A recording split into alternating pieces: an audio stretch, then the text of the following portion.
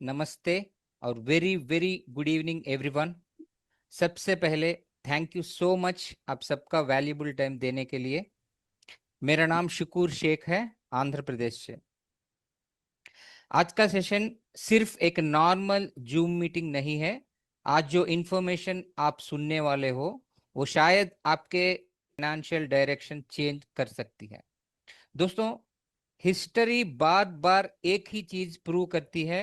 जब भी दुनिया में कोई नई टेक्नोलॉजी आती है, शुरू में लोग उससे इग्नोर करते हैं, फिर उस पर हंसते हैं, फिर धीरे धीरे वही टेक्नोलॉजी दुनिया को कंट्रोल करती है।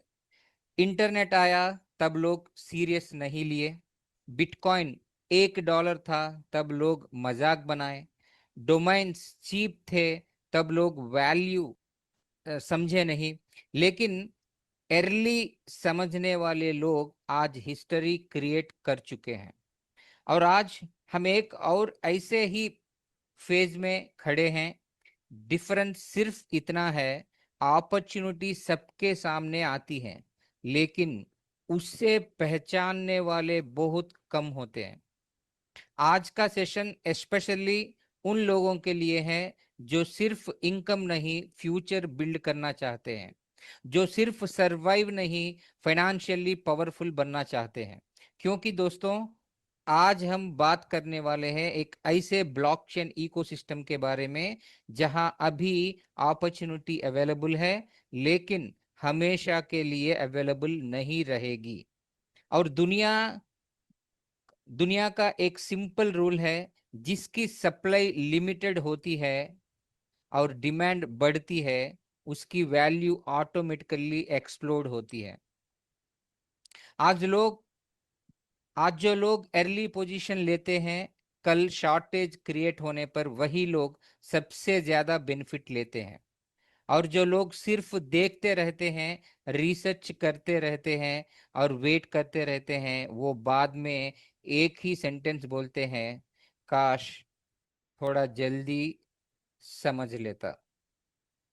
इसलिए आज का सेशन कैजुअल मत लीजिए, नोट्स लीजिए, फोकस रखिए, क्योंकि शायद आज की इंफॉर्मेशन फ्यूचर में आपके लिए टर्निंग पॉइंट बन सकती है। So without wasting any time, let's start this powerful journey of understanding MST blockchain opportunity, future scarcity और अर्ली मूवर्स का एडवांटेज। आज का टॉपिक है the power of early participation. दोस्तों, दुनिया में सबसे ज्यादा वेल्थ कब क्रिएट होती है? जब एक नई टेक्नोलॉजी स्टार्टिंग स्टेज में होती है। Internet, smartphone, social media, AI, हर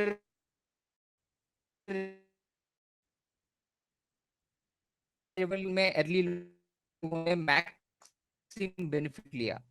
और अब ब्लॉकचेन इंफ्रास्ट्रक्चर का फेज चल रहा है। एमएसटी ब्लॉकचेन एक नॉर्मल टोकन प्रोजेक्ट नहीं है, ये एक लेयर 1 ब्लॉक है। मतलब future applications, payments, digital assets, smart contract सब इसके ऊपर बिल्ड हो सकते हैं। और सिंपल वर्ड्स में, आज हम सिर्फ कॉइन देखने नहीं आए, हम फ्यूचर डिजिटल इकोनॉमी में ओनरशिप पोजीशन समझने आए हैं। और याद रखिए, अर्ली लोग अपॉर्चुनिटी देखते हैं, लेट जो लोग आते हैं सिर्फ रिजल्ट देखते हैं। एमएसटी ब्लॉकचेन एग्जैक्टली है क्या? आज दुनिया डिजिटल हो रही है, payments digital, identity digital, assets digital, even ownership भी डिजिटल होती जा रही है। लेकिन प्रॉब्लम क्या है? Centralised systems. मतलब एक कंपनी कंट्रोल करती है, एक सर्वर कंट्रोल करता है, कभी हैक, कभी मैनिपुलेशन, कभी ट्रांसपेरेंसी इश्यू। एमएसटी ब्लॉकचेन इसी प्रॉब्लम का सॉल्यूशन क्रिएट करने की कोशिश कर रहा है। ये एक डिसेंट्रलाइज्ड लेयर 1 पब्लिक ब्लॉकचेन है। इसका मतलब ये खुद का इंडिपेंडेंट ब्लॉकचेन नेटवर्क है। दूसरे एप्लीकेशंस और सिस्टम्स इसके ऊपर बिल्ड हो सकते हैं। अब देखो इसकी power, block confirmation around 3 seconds. मतलब ट्रांजैक्शंस और वैलिडेशंस बहुत फास्ट। दूसरी पावरफुल चीज, नेटवर्क को सिक्योर करने के लिए मास्टर नोड्स यूज होते हैं। और सबसे इंटरेस्टिंग पार्ट, नॉर्मल लोग भी फ्रैक्शनल ओनरशिप के थ्रू पार्टिसिपेट कर सकते हैं। मतलब सिर्फ बड़े इन्वेस्टर्स ही नहीं, कॉमन पीपल भी इकोसिस्टम का पार्ट बन सकते हैं। और फ्यूचर रेडी क्यों बोलते हैं? क्योंकि प्रोजेक्ट क्वांटम रेसिस्टेंस और एडवांस्ड सिक्योरिटी आर्किटेक्चर पे फोकस कर रहा है। एमएसटी सिर्फ एक टोकन नहीं बनना चाहता, ये फ्यूचर डिजिटल इंफ्रास्ट्रक्चर बनना चाहता है। और हिस्ट्री हमेशा एक चीज प्रूव करती है, इंफ्रास्ट्रक्चर बिल्ड होने से पहले जो लोग पोजीशन लेते हैं, मैक्सिमम एडवांटेज वही लोग लेते हैं। अब बात करते हैं एमएसटी ब्लॉकचेन के कोर स्ट्रक्चर के बारे में। यहाँ तीन चीजें बहुत इंपॉर्टेंट है। First, total supply. Second, halving system. Third, consensus mechanism. सबसे पहले टोटल सप्लाई है 8.41 बिलियन एमएसटी। सिंपल लैंग्वेज में समझो, ये अनलिमिटेड कॉइन प्रिंटिंग सिस्टम नहीं है। सप्लाई फिक्स्ड है, और दुनिया में जिस चीज की सप्लाई लिमिटेड होती है और उसका डिमांड ऑटोमेटिकली बढ़ती है, उसकी वैल्यू नेचुरली स्ट्रांग होती जाती है। अब सेकेंड पावरफुल कॉन्सेप्ट, हैल्विंग। ये ब्लॉकचेन वर्ल्ड का बहुत इंपॉर्टेंट वेल्थ मैकेनिज्म है।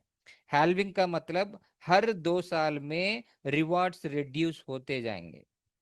आज जो रिवॉर्ड्स मिल रहे हैं, फ्यूचर में उतने इजी नहीं रहेंगे। एग्जैक्टली इसी वजह से बिटकॉइन का स्केर्सिटी मॉडल इतना पावरफुल बना। अर्ली स्टेज में एक्यूमुलेशन इजी होता है, लैटर स्टेज में सेम एसेट कलेक्ट करना डिफिकल्ट हो जाता है। और तीसरी चीज, पोसा, प्रूफ ऑफ स्टेक अथॉरिटी। ये नेटवर्क को सिक्योर और वैलिडेट करने का मैकेनिज्म है। इस सिस्टम की वजह से नेटवर्क फास्ट भी रहता है, एफिशिएंट भी रहता है, और स्केलेबल भी। मतलब एमएसटी सिर्फ हाइप पे बिल्ड नहीं हो रहा, इसके पीछे mathematical reward structure, scarcity model और ब्लॉकचेन आर्किटेक्चर डिजाइन किया गया है। और याद रखिए, फ्यूचर में सिर्फ वही एसेट्स पावरफुल बनते हैं जिनके पास यूटिलिटी भी हो और स्केर्सिटी भी। अब समझते हैं एमएसटी ब्लॉकचेन का रिवॉर्ड इंजन कैसे काम करता है। यहां से एक्चुअल गेम स्टार्ट होता है। Step by step simple language में देखो, हर 3 सेकंड में नेटवर्क ऑटोमेटिकली एक नया ब्लॉक क्रिएट करता है। मतलब पूरा ब्लॉकचेन कंटिन्यूअसली एक्टिव रहता है 24/7। और जब भी एक ब्लॉक क्रिएट होता है, सिस्टम 200 एमएसटी रिवॉर्ड्स जनरेट करता है। अब यहाँ सबसे इंपॉर्टेंट पार्ट आता है, ये रिवॉर्ड्स पूरा एक जगह नहीं जाता। टोटल जितने भी वैलिडेटर नोड्स है, उन सब में डिस्ट्रीब्यूट किया जाता है। आप सिर्फ कॉइन होल्ड नहीं कर रहे हैं, आप ब्लॉकचेन वैलिडेशन इकोसिस्टम का पार्ट बन रहे हो। और जितना नेटवर्क ग्रो होता जाएगा, उतना पार्टिसिपेशन और स्केर्सिटी इंपॉर्टेंट होती जाएगी। अब एक सेकंड के लिए इमेजिन करो, आज दुनिया भर में लोग पैसिव इनकम के लिए स्ट्रगल कर रहे हैं, लेकिन ब्लॉकचेन इंफ्रास्ट्रक्चर में सिस्टम खुद रिवॉर्ड्स जनरेट कर रहा है। मतलब ट्रेडिशनल वर्ल्ड में लोग कंपनी के लिए काम करते हैं, यहाँ नेटवर्क आपके लिए काम करता है। और इसीलिए अर्ली स्टेज पार्टिसिपेशन इतना पावरफुल माना जाता है, क्योंकि जब नेटवर्क छोटा होता है, रिवॉर्ड शेयरिंग कम लोगों में होता है, और जब नेटवर्क बड़ा होता है, सेम रिवॉर्ड्स ज्यादा लोगों में डिवाइड होते हैं। इसीलिए स्मार्ट लोग फ्यूचर ग्रोथ के पहले पोजीशन बिल्ड करते हैं। अब देखते हैं करंट नेटवर्क का एक्टिव स्ट्रक्चर। अभी फिलहाल इस वक्त 10 नोड्स एक्टिवेट हो चुके हैं, और 10 एक्टिव मास्टर नोड्स चल रहे हैं।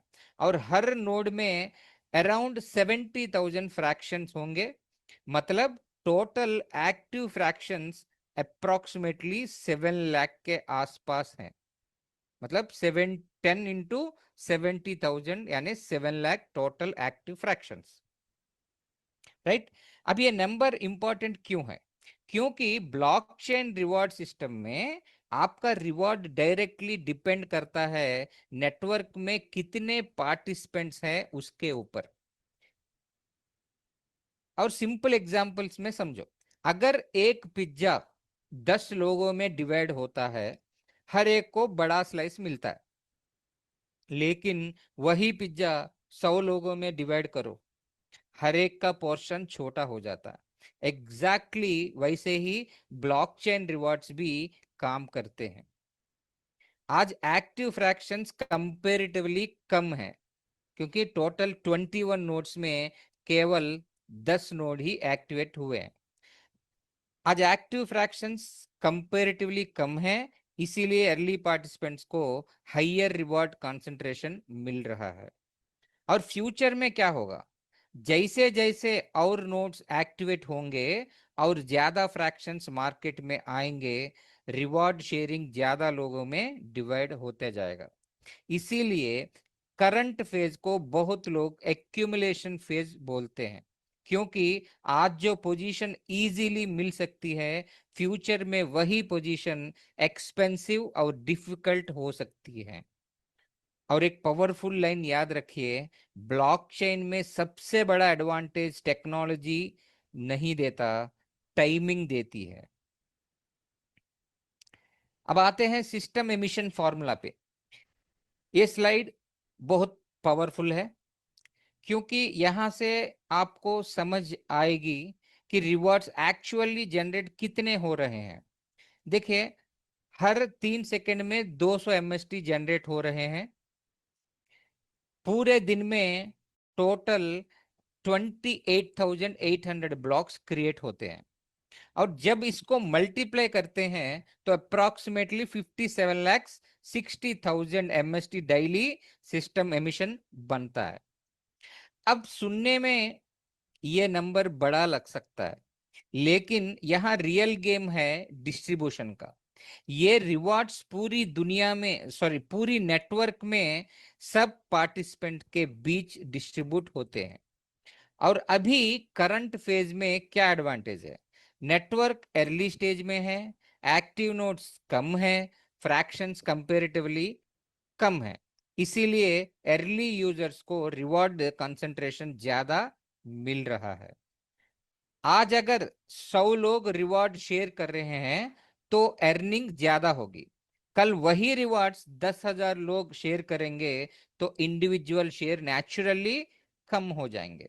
इसीलिए ये फेज को मैसिव अर्ली रिवॉर्ड फेज बोला जाता है। और स्मार्ट इन्वेस्टर्स क्या करते हैं, वो फ्यूचर क्राउड आने से पहले पोजीशन लेते हैं। क्योंकि ब्लॉकचेन हिस्ट्री एक चीज बार बार प्रूव करती है, स्केर्सिटी शुरू होने के बाद एंट्री लेना इजी नहीं होता। आज जो एक्यूमुलेशन फास्ट लग रहा है, फ्यूचर में वही स्लो और डिफिकल्ट हो सकता है। और इसी वजह से अर्ली पार्टिसिपेशन को लोग वेल्थ क्रिएशन विंडो बोलते हैं। अब देखते हैं करंट अर्निंग्स मैट्रिक्स। यहां से लोगों को एक्चुअल पिक्चर क्लियर होती है। देखिए, अगर किसी के पास सिर्फ एक फ्रैक्शन है, करंट नेटवर्क कंडीशन के अकॉर्डिंग 10 नोड्स एक्टिव है, एक नोड 70,000 फ्रैक्शंस में डिवाइड किया गया है, तो मतलब 7 लाख फ्रैक्शंस। उसके वजह से अप्रोक्सीमेटली 8.23 एमएसटी डेली जनरेट हो रहा है एक फ्रैक्शन को। और 5 फ्रैक्शंस पे अराउंड 41 एमएसटी और 10 फ्रैक्शंस पे around 82 MST per day meal रहे हैं। और 100 फ्रैक्शंस पे 822 एमएसटी से भी ज्यादा डेली प्रोडक्शन दिख रहा है। अब यहाँ एक चीज बहुत इंपॉर्टेंट है, ये फिक्स्ड सैलरी सिस्टम नहीं है, ये नेटवर्क पार्टिसिपेशन और एक्टिव स्ट्रक्चर पे डिपेंड करता है। मतलब जैसे जैसे नेटवर्क ग्रो करेगा, फ्रैक्शंस इंक्रीज होंगे, हैल्विंग आएगा, रिवॉर्ड्स ग्रेजुअली रिड्यूस होते जाएंगे। इसीलिए करंट फेज को बहुत लोग हाई रिवॉर्ड विंडो बोलते हैं। अब एक नॉर्मल इंसान क्या सोचता है, मैं बाद में ज्वाइन कर लूंगा, लेकिन ब्लॉकचेन मैथमेटिक्स वेट नहीं करता, क्योंकि फ्यूचर में सेम रिवॉर्ड्स जनरेट करने के लिए या तो ज्यादा फ्रैक्शन चाहिए होंगे या ज्यादा टाइम। और यही डिफरेंस होता है अर्ली पार्टिसिपेंट्स और लेट पार्टिसिपेंट्स के बीच। अर्ली लोग क्वांटिटी एक्यूमुलेट करते हैं, लेट आने वाले लोग सिर्फ प्राइस देखते रहते हैं। और याद रखिए, जब अपॉर्चुनिटी ऑब्वियस हो जाती है तब यूजुअली रिवॉर्ड्स एक्स्ट्रा ऑर्डिनरी नहीं रहते। अब यहाँ एक और इंपॉर्टेंट कंपैरिजन दिया गया है, बिफोर हैल्विंग अर्निंग्स मैट्रिक्स। मतलब आज जो रिवॉर्ड स्ट्रक्चर चल रहा है वो परमानेंटली सेम नहीं रहने वाला। एक्चुअली हमारा हैल्विंग अक्टूबर 2026 से नवंबर के बीच में कोई किसी भी दिन हो सकता है, क्योंकि वो depends on block creation, right. तो अक्टूबर 2026 के अराउंड पहला हैल्विंग एक्सपेक्टेड है। और हैल्विंग का सिंपल मतलब क्या होता है? सिस्टम रिवॉर्ड्स आधे हो जाते हैं। आज जो ब्लॉक रिवॉर्ड 200 एमएसटी है, हैल्विंग के बाद 100 एमएसटी हो जाएंगे। अब इसका डायरेक्ट इंपैक्ट अर्निंग पे पड़ेगा। एग्जाम्पल देखो, आज अगर एक फ्रैक्शन सॉरी रफली 8 एमएसटी के अराउंड जनरेट कर रहा है, हैल्विंग के बाद वही सिग्निफिकेंटली रिड्यूस हो सकता है। इसीलिए ये स्लाइड एक बहुत बड़ा मैसेज देता है, टाइम मैटर्स। ब्लॉकचेन में सिर्फ क्वांटिटी इंपॉर्टेंट नहीं होती, टाइमिंग भी इक्वली इंपॉर्टेंट होती है। क्योंकि आज एक्यूमुलेशन फास्ट हो रहा है, कल सेम अमाउंट कलेक्ट करने के लिए डबल एफर्ट लग सकती है। और एक इंटरेस्टिंग पॉइंट देखो, हैल्विंग के पहले जो लोग ज्यादा एक्यूमुलेशन कर लेते हैं वो फ्यूचर स्केर्सिटी फेज में नेचुरली स्ट्रॉन्गर पोजीशन में रहते हैं। एग्जैक्टली इसी मॉडल ने बिटकॉइन इकोसिस्टम में भी मैसिव वेल्थ क्रिएट की थी। अर्ली फेज में रिवॉर्ड्स एबंडेंट थे, लेटर फेज में स्केर्सिटी डोमिनेंट हो गई। और दुनिया का साइकोलॉजी भी सेम होता है। जब चीज इजीली मिलती है तब लोग इग्नोर करते हैं, और जब डिफिकल्ट हो जाती है तब लोग उसके पीछे भागते हैं। इसीलिए स्मार्ट पार्टिसिपेंट्स फ्यूचर को देख के एक्शन लेते हैं, सिर्फ प्रेजेंट को देख के नहीं। अब आते हैं द अर्ली एंट्री एडवांटेज।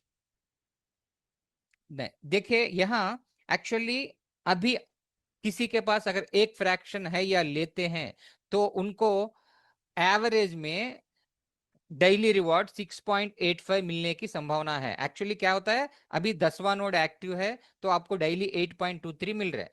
जब ये अक्टूबर तक हैल्विंग होने वाला है, अगर अक्टूबर में हैल्विंग होने वाला है समझो, तो आपको क्या होता है, ये बीच में अभी 10वां नोड चल रहा है, एक महीने के बाद 11वां एक्टिव होगा, फिर एक महीने के बाद 12वां 13वां, ऐसे एक्टिव होते जाएंगे नोड्स। जब ये एक्टिव हो जाएंगे तो आज जो रिवार्ड मिल रहा है वो एवरेजली आपको 6.85 हो सकता है, मतलब महीने का डालिए। तो मैं इसीलिए यहाँ 6.85 एमएसटी को लिया। एक फ्रैक्शन पे 6.85 एमएसटी मिलता है, तो मंथली आप अर्न करते हैं 205। तो अक्टूबर जब हाल्विंग होगा तब तक आप कितना अर्न कर पाओगे? 822 ओनली। अगर आप 5 फ्रैक्शन लेते हैं तो डेली आपको मिलने वाला है 34, और मंथली 1027, एंड अक्टूबर हैल्विंग तक आपको 4110। और 10 फ्रैक्शंस अगर कोई लेते हैं तो 68 आपको डेली अर्निंग मिलेंगे एमएसटी, और मंथली 2055, एंड टिल अक्टूबर तक आपको 8220 आपको मिलने वाले हैं।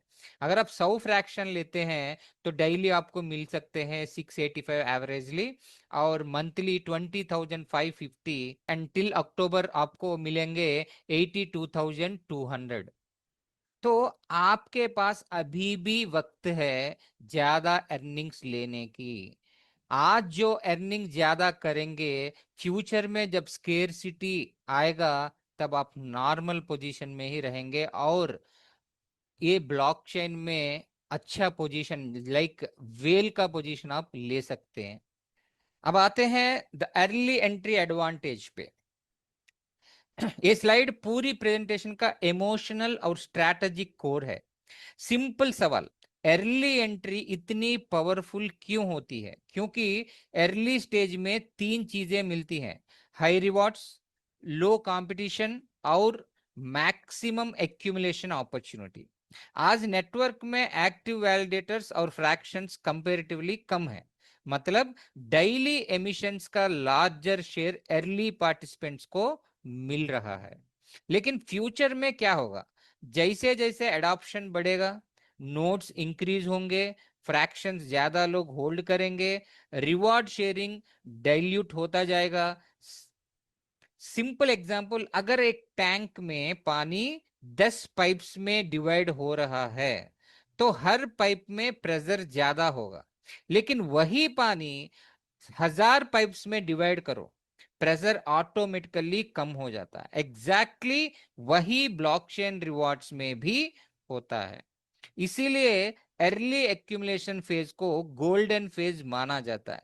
और एक पावरफुल पॉइंट, आज रिटेल लेवल पे लोग पार्टिसिपेट कर सकते हैं। कल इंस्टीट्यूशंस, बिगर कम्युनिटीज और लार्ज कैपिटल एंटर हुआ तो सेम पोजीशन लेना डिफिकल्ट हो सकता है। हिस्ट्री ऑब्जर्व करो, बिटकॉइन, इथेरियम, इंटरनेट कंपनीज, सब जगह वेल्थ सबसे ज्यादा किसने क्रिएट की? उन लोगों ने जो क्राउड आने से पहले समझ गए। और क्राउड कब आता है? जब हेडलाइंस आती हैं, जब प्राइसेस एक्सप्लोड होते हैं, जब स्केर्सिटी विजिबल हो जाती है। लेकिन तब तक smart money already position build कर चुका होता है। इसीलिए अपॉर्चुनिटी जब साइलेंट होती है तब पावरफुल होती है, नॉइस होने के बाद यूजुअली एक्सपेंसिव हो जाती है। और अब हम आ गए हैं प्रेजेंटेशन के सबसे इंपॉर्टेंट टर्निंग पॉइंट पे, the first halving expected around October to November 2026। यहां एक बहुत बड़ा मैथमेटिकल शिफ्ट होने वाला है। आज सिस्टम हर ब्लॉक पे 200 एमएसटी रिवॉर्ड्स जनरेट कर रहा है, लेकिन फर्स्ट हैल्विंग के बाद ये डायरेक्टली 100 एमएसटी हो जाएंगे। मतलब same network, same effort, same validation process, लेकिन रिवॉर्ड्स आधे। और इसी मैकेनिज्म को ब्लॉकचेन दुनिया में स्केर्सिटी इंजन बोला जाता है। सिंपल वर्ड्स में, आज जो कॉइन्स कंपैरेटिवली इजीली जनरेट हो रहे हैं, फ्यूचर में उनको अर्न करना डिफिकल्ट होता जाएगा। अब एक पावरफुल रियलिटी समझो, मोस्ट लोग अपॉर्चुनिटी को तब समझते हैं जब स्केर्सिटी ऑलरेडी स्टार्ट हो चुकी होती है। लेकिन स्मार्ट पार्टिसिपेंट्स क्या करते हैं? वो स्केर्सिटी के पहले एक्यूमुलेशन करते हैं। एग्जैक्टली इसी वजह से हैल्विंग इवेंट्स हिस्टोरिकली बहुत इंपॉर्टेंट माने जाते हैं। बिटकॉइन इकोसिस्टम में भी हैल्विंग्स ने लॉन्ग टर्म स्केर्सिटी और वैल्यू परसेप्शन को कंप्लीटली चेंज कर दिया था। और यहां भी सेम साइकोलॉजिकल इफेक्ट क्रिएट हो सकता है, क्योंकि जब रिवॉर्ड्स रिड्यूस होते हैं तब नेचुरली सप्लाई प्रेशर भी रिड्यूस होता है। और जब फ्यूचर डिमांड इंक्रीज होती है, स्केर्सिटी का इंपैक्ट और विजिबल होता है। इसलिए ये सिर्फ एक टेक्निकल इवेंट नहीं है, ये एक वेल्थ ट्रांजिशन फेज है। और याद रखिए, एबंडेंस फेज में डिसीजन लिए जाते हैं, स्केर्सिटी फेज में उन डिसीजन के रिजल्ट्स मिलते हैं। आज हम प्री हैल्विंग फेज में है, मतलब ब्लॉक रिवॉर्ड्स हाइयर है, फ्रैक्शंस कंपैरेटिवली कम है, और अर्निंग पोटेंशियल ज्यादा कंसंट्रेटेड है। लेकिन हैल्विंग के बाद क्या एक्सपेक्टेड है? सबसे पहले ब्लॉक रिवॉर्ड परमानेंटली 200 से 100 MST हो जाएंगे, डायरेक्ट 50% एमिशन कट। दूसरा major change, network maximum 21 active nodes तक स्केल हो जाता है, और माने 21 नोड्स को भी एक्टिवेट कर देंगे, और फ्रैक्शंस भी इंक्रीज होके अप्रोक्सीमेटली 14.7 लाख पोजीशंस तक जा सकता है। अब इसका सिंपल मीनिंग क्या है? आज रिवॉर्ड्स कम लोगों में डिवाइड हो रहे हैं, फ्यूचर में सेम रिवॉर्ड्स बहुत ज्यादा पार्टिसिपेंट्स में डिवाइड होंगे, और यहां से एक्चुअल स्केर्सिटी प्रेशर स्टार्ट होता है। देखो कंपैरिजन, आज अगर किसी के पास एक फ्रैक्शन है तो अराउंड 8.23 MST डेली प्रोजेक्शन दिख रहा है। हैल्विंग और नेटवर्क एक्सपेंशन के बाद वही अराउंड 1.96 MST तक रिड्यूस हो जाता है, मतलब अप्रोक्सीमेटली 76% ईल्ड रिडक्शन। अब एक सेकंड सोचिए, अब एक सेकंड सोचिए, आज जो लोग कैजुअली डिले कर रहे हैं, फ्यूचर में वही लोग सेम एक्यूमुलेशन के लिए मल्टीपल टाइम्स ज्यादा एफर्ट कर सकते हैं। इसीलिए ब्लॉकचेन में टाइमिंग को सबसे बड़ा मल्टीप्लेयर बोला जाता है, क्योंकि आज एक्यूमुलेशन स्पीड फास्ट है, कल स्केर्सिटी स्पीड फास्ट होगी। और याद रखिए, फ्यूचर वेल्थ सिर्फ एसेट चूज करने से नहीं बनती, सही फेज में एंटर करने से बनती है। अब आते हैं अर्निंग मैट्रिक्स कंपैरिजन पे। ये स्लाइड फ्यूचर रियलिटी को बहुत क्लियरली दिखाता है। आज और हैल्विंग के बाद का डिफरेंस देखिए। आज अगर किसी के पास एक फ्रैक्शन है, current projection approximately 8.23 MST daily दिख रहा है, लेकिन हैल्विंग और नेटवर्क एक्सपेंशन के बाद 1.96 हो जाएगा। सेम फ्रैक्शन, लेकिन रिवॉर्ड ड्रास्टिकली कम हो जाएंगे। और सिर्फ एक फ्रैक्शन नहीं, 5 फ्रैक्शन, 10 फ्रैक्शन, 100 फ्रैक्शन, हर लेवल पे अप्रोक्सीमेटली 76% ईल्ड रिडक्शन एक्सपेक्टेड दिख रहा है। अब यहां एक बहुत इंपॉर्टेंट लेसन है, ब्लॉकचेन वेल्थ क्रिएशन में डिले का हिडन कॉस्ट बहुत बड़ा होता है, क्योंकि मोस्ट लोग सिर्फ प्राइस देखते हैं, लेकिन स्मार्ट पार्टिसिपेंट्स रिवॉर्ड स्पीड को देखते हैं। आज अगर एक बकेट पानी फास्ट फिल हो रहा है, तो स्मार्ट इंसान उस वक्त मैक्सिमम स्टोर करता है। कल अगर सेम बकेट स्लो ड्रिप से फिल हो, तो वेट बहुत ज्यादा करना पड़ेगा। एग्जैक्टली वही यहां हो रहा है। आज एक्यूमुलेशन फेज फास्ट है, फ्यूचर में स्केर्सिटी फेज डोमिनेंट होगा, और इसीलिए अर्ली स्टेज में बिल्ड की गई पोजीशन लैटर स्टेज में बहुत पावरफुल बन सकती है। ये सिर्फ नंबर्स का कंपैरिजन नहीं है, ये टाइम एडवांटेज का कंपैरिजन है। और याद रखिए, लेट एंट्री का सबसे बड़ा प्रॉब्लम प्राइस नहीं होता, एक्यूमुलेशन स्पीड स्लो हो जाना होता है। अब हम देख रहे हैं रिवॉर्ड स्केर्सिटी एवोल्यूशन, और हॉनेस्टली ये स्लाइड फ्यूचर का सबसे पावरफुल रियलिटी चेक है। यहां क्लियरली दिख रहा है कि जैसे जैसे ईयर्स पास होंगे, रिवॉर्ड जनरेशन कंटिन्यूअसली रिड्यूस होता जाएगा। 2026 में एक फ्रैक्शन रफली अराउंड 1.96 MST जनरेट करता है हैल्विंग के बाद, और 2028 में वही अराउंड 0.98 MST, 2030 में अप्रोक्सीमेटली 0.49, और धीरे धीरे 2044 तक रिवॉर्ड पर फ्रैक्शन सिर्फ फ्रैक्शंस ऑफ MST लेवल तक पहुंच सकता है, मतलब 0.007 MST एक फ्रैक्शन को मिलेगा। अब इसका सिंपल मीनिंग क्या है? आज जो कॉइन एक्यूमुलेशन इजी लग रहा है, फ्यूचर में वही एक्सट्रीमली डिफिकल्ट और टाइम कंज्यूमिंग हो जाता है।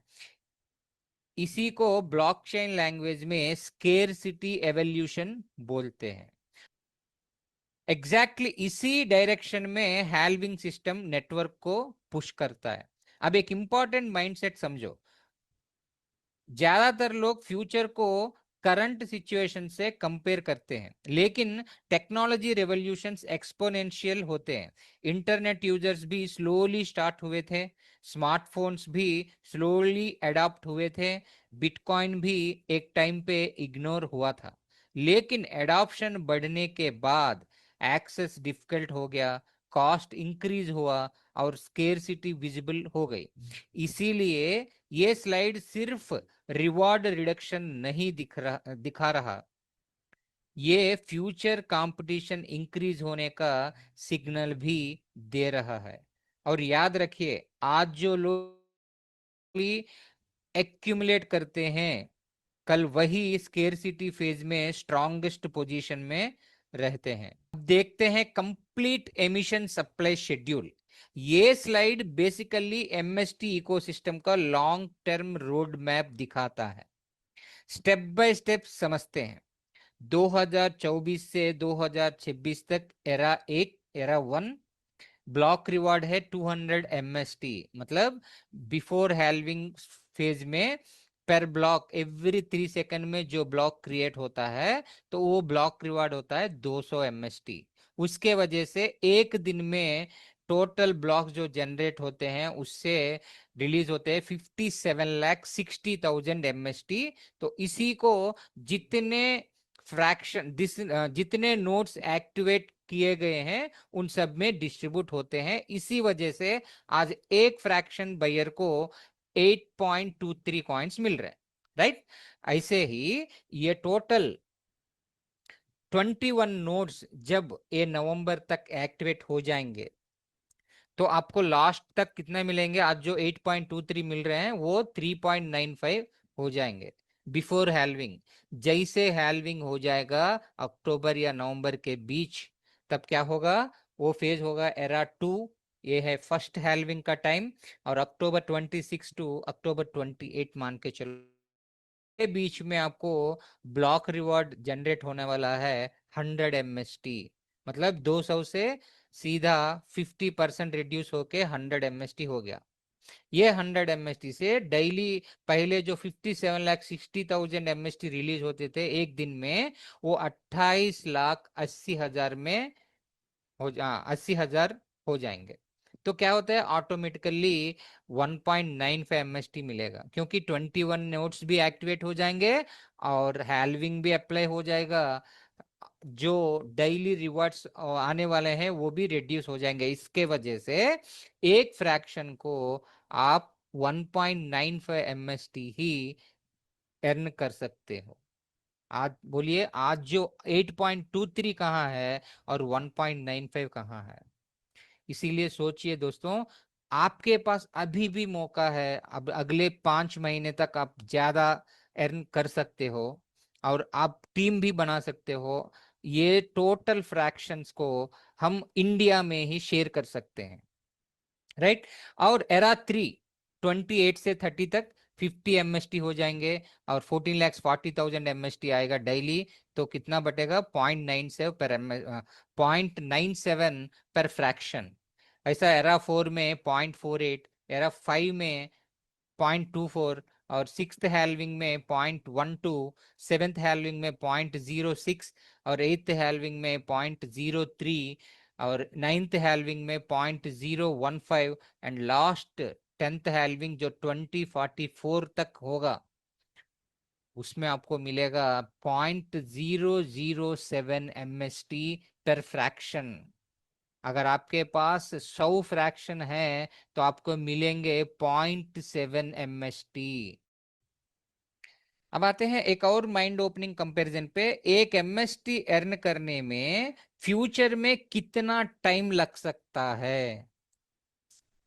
ये स्लाइड बहुत पावरफुल है, क्योंकि यहां आपको समझ आता है कि स्केर्सिटी एक्चुअली फील कैसे होती है। देखिए, 2026 के अराउंड एक एमएसटी जनरेट करने में अप्रोक्सीमेटली सिर्फ 12 आवर्स लग सकता है। अभी एक एमएसटी मतलब जब हैल्विंग हो जाएगा तो 1.95 आएंगे ना, तो करीबन 12 आवर्स में 1 एमएसटी आपको मिल रहा है, राइट। फिर 28 में जब सेकेंड हैल्विंग होगा तो एक दिन में आपको 1 एमएसटी मिलेगा।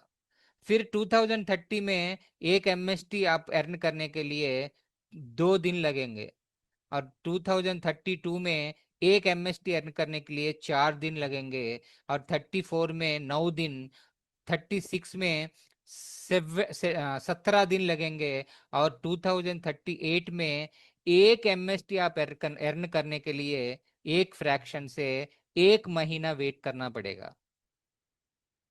और 5 महीने, देखिए अगर लास्ट में जब 2042-44 स्टेज आएगा, वो फेज में आपको एक एमएसटी अर्न करने के लिए लगभग 4.5 से 5 महीने लगेंगे 1 एमएसटी आप अर्न करने के लिए। इतना स्केर्सिटी होगा एवरी हैल्विंग के बाद।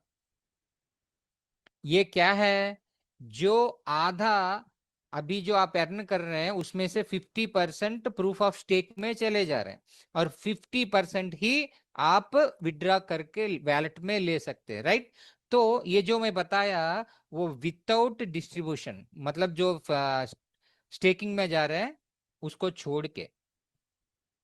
लेकिन अगर स्टेकिंग में 50% चले गए और 50% ही आप ले रहे हैं तो उसके लिए कितना लगेगा, देखिए। अगर आप 1 एमएसटी आपको वैलेट में लेना चाहेंगे तो 1 दिन लगेगा, स्टार्टिंग में 26 टू 28 में, और 28 टू 30 में आपको 1 एमएसटी अर्न करने के लिए 2 दिन लगेंगे, और 30 में 4 दिन लगेंगे, और 2032 में 8 दिन लगेंगे, और 2034 में 18 दिन लगेंगे, और 36 में 34 डेज, और 38 में 2 मंथ्स, एंड 44 में 9 मंथ्स में आपको एक कॉइन विड्रा करके आप विड्रा मतलब वैलेट में ले सकते हैं। पोटेंशियली 9 मंथ्स या उससे भी ज्यादा। अब एक सेकंड रुक के सोचिए, आज जो चीज इजीली जनरेट हो रही है, फ्यूचर में वही कॉइन अर्न करने के लिए मंथ्स ऑफ वेटिंग लग सकता है। इसीलिए इस स्लाइड का सबसे पावरफुल लाइन है, time becomes the real transaction cost.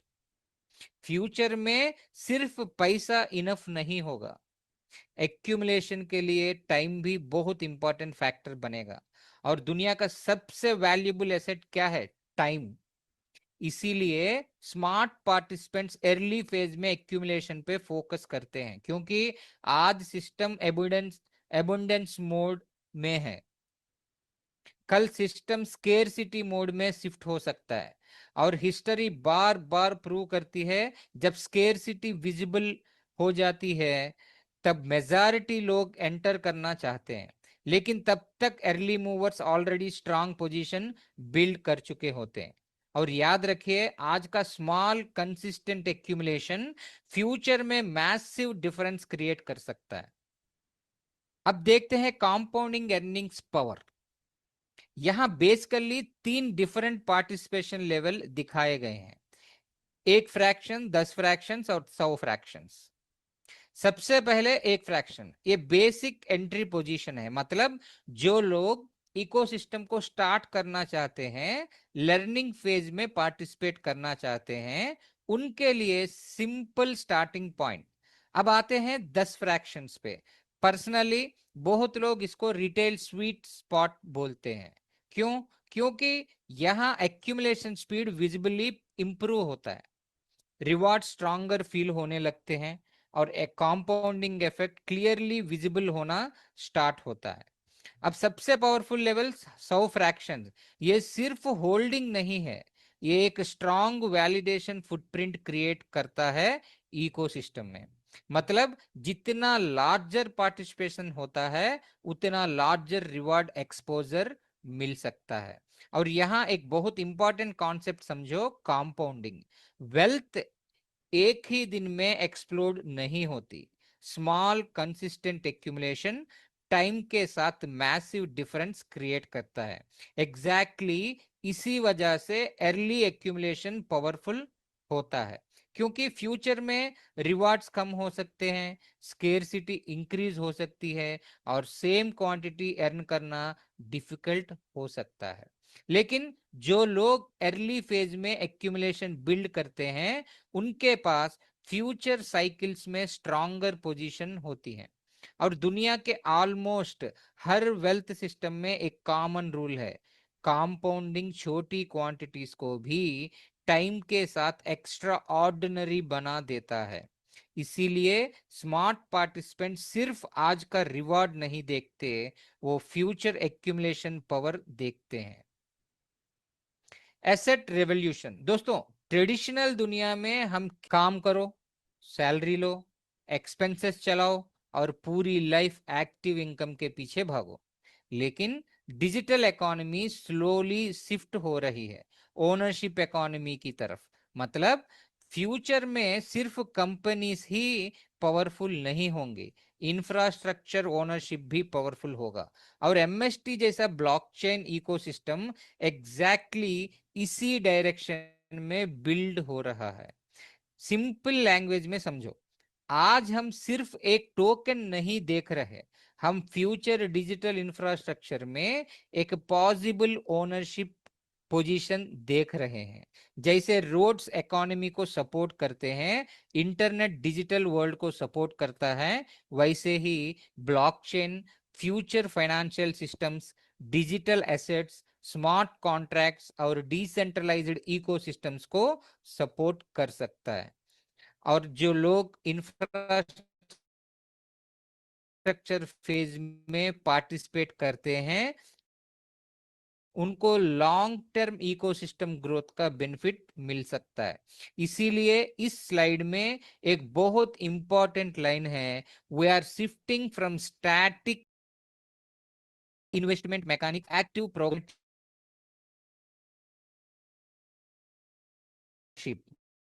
Simple meaning, सिर्फ पैसा लगाना इनफ नहीं, फ्यूचर सिस्टम में ओनरशिप लेना इंपॉर्टेंट होता जा रहा है।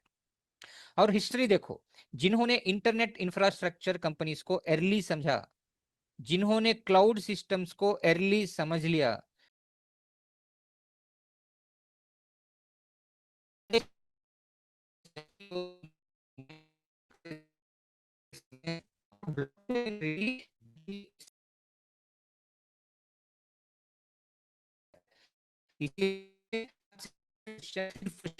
अर्निंग नहीं हो अर्ली का भी सिर्फ रिच नहीं बनेंगे, इंफ्रास्ट्रक्चर ओनर बनेंगे। Adopters enjoy abundance, late adopters experience scarcity.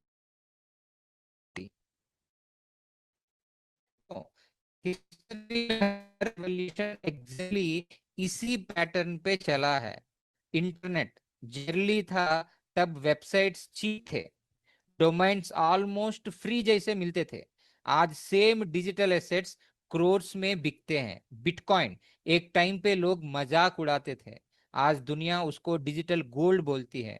Question ये नहीं होती कि टेक्नोलॉजी सरवाइव करेगी या नहीं, क्वेश्चन होता है हम उसको कितना अर्ली समझे। और एमएसटी इकोसिस्टम भी एक एक्यूमुलेशन फेज में दिख रहा है। आज रिवॉर्ड्स कंपेरेटिवली हाइयर है, लेकिन फ्यूचर में हैल्विंग्स आएंगे, रिवॉर्ड्स रिड्यूस होंगे, फ्रैक्शंस इंक्रीज होंगे, कंपटीशन ग्रो होगा। और तब लोग यूजुअली बोलते हैं काश पहले समझा होता। इसीलिए इस स्लाइड का मैसेज बहुत सिंपल है, आज अपॉर्चुनिटी साइलेंट फेज में है, कल हो सकता है अवेयरनेस बड़ा हो। लेकिन अवेयरनेस बढ़ने के साथ स्केर्सिटी भी बढ़ती है। और याद रखिए, एबुंडेंस फेज में डिसीजंस इजी लगते हैं, स्केर्सिटी फेज में सेम डिसीजंस एक्सपेंसिव लगते हैं। इसीलिए स्मार्ट पार्टिसिपेंट्स फ्यूचर हेडलाइंस का वेट नहीं करते, वो फ्यूचर को पहले समझने की कोशिश करते हैं और एंड में बस एक लाइन, लाइफ में कुछ अपॉर्चुनिटीज ऐसी होती हैं जो सिर्फ पैसा नहीं, टाइमिंग डिमांड करती है। और अब देखते हैं future possibilities, future price appreciation. सबसे पहले एक इंपॉर्टेंट बात क्लियर करना चाहता हूं, कोई भी फ्यूचर प्राइस गारंटी नहीं होती। Market adoption, utility, ecosystem growth और ग्लोबल डिमांड पे बहुत चीजें डिपेंड करती हैं। लेकिन हिस्ट्री एक पैटर्न जरूर दिखाती है। जब किसी ब्लॉकचेन इकोसिस्टम यूटिलिटी होती है, स्केर्सिटी मैनेजमेंट होता है और स्ट्रांग कम्युनिटी ग्रोथ होती है, तो long term valuation gradually build होती है। और यहाँ स्लाइड में ऑन चेन ट्रांजैक्शंस ग्रोथ और इकोसिस्टम एक्सपेंशन को बेस करके फ्यूचर प्रोजेक्शंस डिस्कस किए गए हैं। इकोसिस्टम एडॉप्शन ग्रो करता है, एप्लीकेशंस बिल्ड होते हैं, ट्रांजैक्शंस इंक्रीज होते हैं, तो नेचुरली एसेट एसेट डिमांड भी इंक्रीज हो सकती है। और यहाँ सबसे पावरफुल कॉन्सेप्ट क्या है? Accumulation before visibility. क्योंकि मेजॉरिटी लोग एसेट को तब नोटिस करते हैं जब उसका मूवमेंट ऑलरेडी विजिबल हो चुका होता है, लेकिन वेल्थ जनरली उस फेज में क्रिएट होती है जब लोग क्वाइटली एक्यूमुलेट कर रहे होते हैं।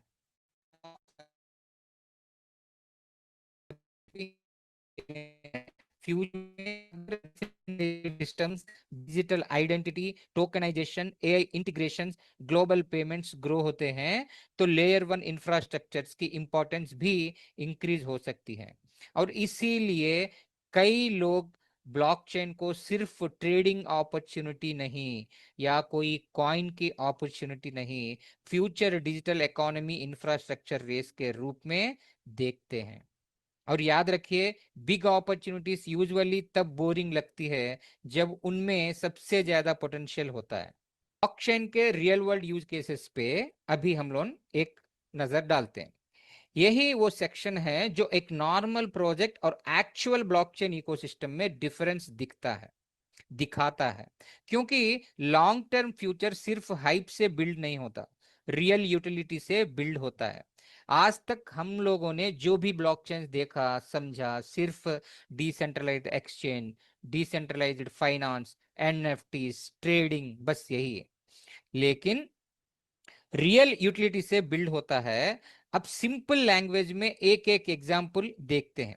सबसे पहले digital identity and KYC. Future में लोग अपनी आइडेंटिटी को सिक्योर और पोर्टेबल फॉर्मेट में ब्लॉकचेन पे मेंटेन कर सकते हैं। मतलब fake documents, duplicate verification, data manipulation जैसे इश्यूज रिड्यूस हो जाते हैं। Second, education certificates. आज भी फेक सर्टिफिकेट्स और वेरिफिकेशन इश्यूज कॉमन है। ब्लॉकचेन पे सर्टिफिकेट्स इम्यूटेबल हो जाते हैं, मतलब एक बार अपलोड हुआ, टैंपर करना ऑलमोस्ट इम्पॉसिबल। और हेल्थ केयर रिकॉर्ड्स, पेशेंट्स अपने मेडिकल रिकॉर्ड सिक्योरली मैनेज कर सकते हैं। रियल एस्टेट टोकनाइजेशन, इमेजिन करो एक एक्सपेंसिव प्रॉपर्टी को फ्रैक्शंस में डिवाइड करके डिजिटल ओनरशिप पॉसिबल हो। ये फ्यूचर इन्वेस्टमेंट मॉडल्स को कंप्लीटली चेंज कर सकता है। और सप्लाई चेन ट्रैकिंग, प्रोडक्ट्स कहां से आए, कैसे मूव हुए, ओरिजिनल है या फेक, सब ट्रांसपेरेंट ट्रैक हो सकता है। Insurance automation, smart contract conditions complete होते ही ऑटोमेटिक क्लेम प्रोसेसिंग पॉसिबल बना सकते हैं। एनएफटी टिकटिंग, फेक टिकट्स और ब्लैक मार्केटिंग रिड्यूस करने में हेल्प मिल सकती है। Carbon tracking, charity transparency, decentralised social platform, ये सब ब्लॉकचेन एडॉप्शन के रियल फ्यूचर डायरेक्शन है। और सबसे important point, MST blockchain EVM compatible architecture mention करता है और उस पे ऑलरेडी बन चुका है।